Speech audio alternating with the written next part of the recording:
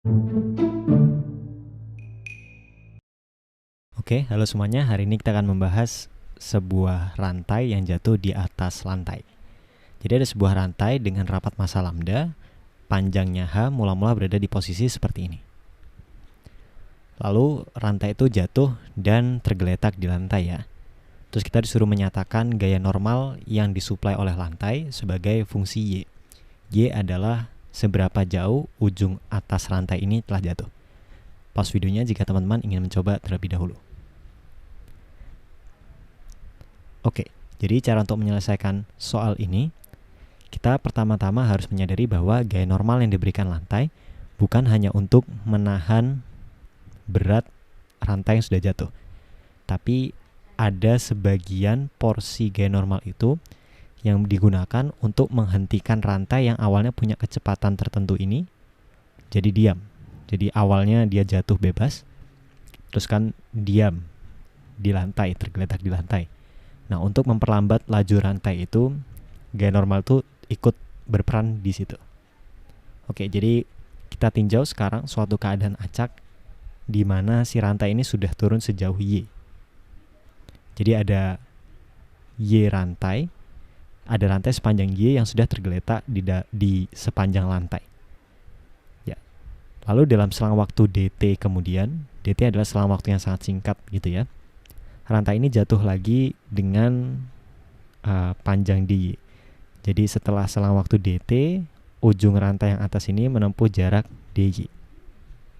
Oke, satu hal yang perlu kita sadari bahwa rantai yang sedang jatuh itu sedang gerak jatuh bebas bersama-sama. Jadi kecepatan ujung rantai ini itu sama seperti kecepatan gerak jatuh bebas sebuah benda yang sudah jatuh sejauh Y.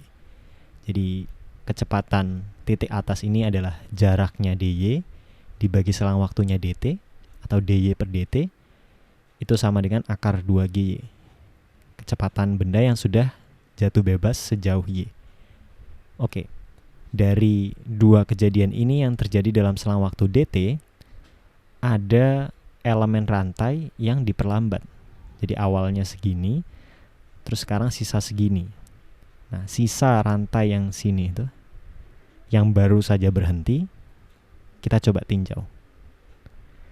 Kita coba tinjau rantai yang baru aja berhenti itu, baru aja nyampe lantai. Nah, segmen rantai itu mengalami perlambatan sebesar ini. Jadi awalnya dia punya kecepatan akar 2gy, lalu kecepatannya jadi 0. Maka perubahan kecepatannya itu akar 2gy, dan itu terjadi dalam selang waktu dt.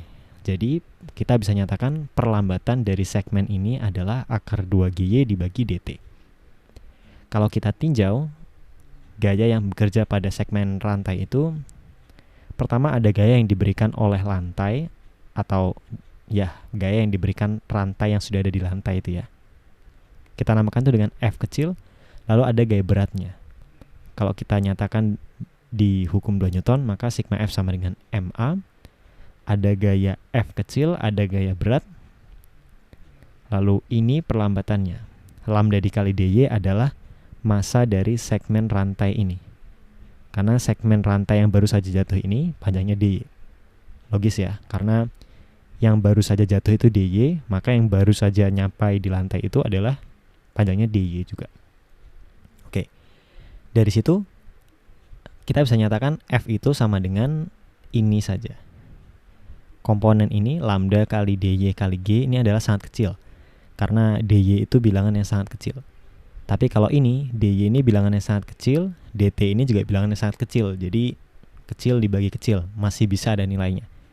Jadi F itu, F kecil, bisa kita nyatakan dalam lambda dikali dy per dt dikali akar 2gy, di mana dy per dt-nya itu barang ini.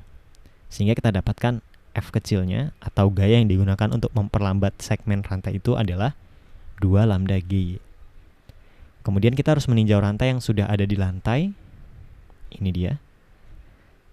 Karena si rantai yang sudah ada di lantai ini perlu menyuplai gaya F kecil ke atas untuk memperlambat rantai yang baru saja jatuh, maka dia mendapatkan gaya reaksinya yang berlawanan arah namun sama besarnya, yaitu F kecil tapi arahnya ke bawah. Lalu ada gaya normal juga, ada gaya berat juga. Lambda dikali Y ini adalah masanya, karena kan dia sudah jatuh sejauh Y. Maka yang ada di bawah ini panjangnya Y juga ya. Oke. Rantai yang ada di lantai ini tidak mengalami percepatan, sehingga kita bisa tulis sigma F sama dengan 0. N dikurangi F dikurangi lambda GY.